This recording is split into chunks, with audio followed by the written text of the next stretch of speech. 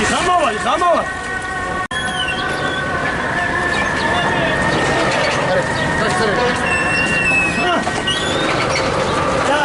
Ya cumadır ya.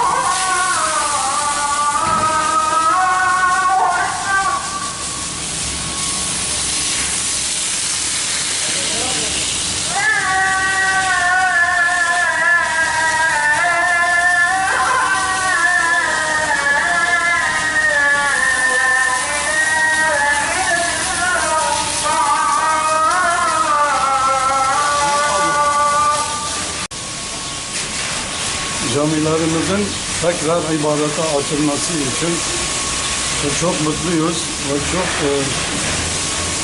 mutluyuz. Bundan dolayı bizim Viranşehir Belediyesi camilerin temizliğine çok önem verdiğini önemli çok teşekkür ediyorum.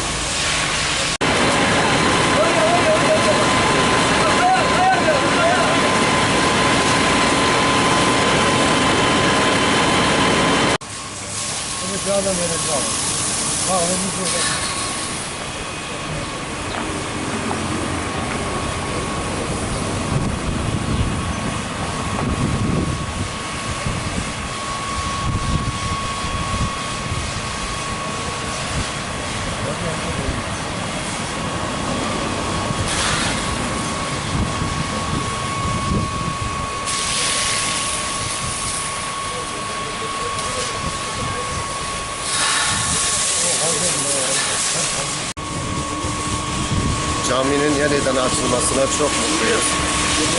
Müslüman kardeşlerimizle birlikte camilerimizde yine ibadetlerimize başlayacağız Cuma günleri. Bundan dolayı camilerimizin temizliğini yapıyorlar Viranşehir Belediyesi. Viranşehir Belediyesi'ne teşekkürlerimi sunuyorum.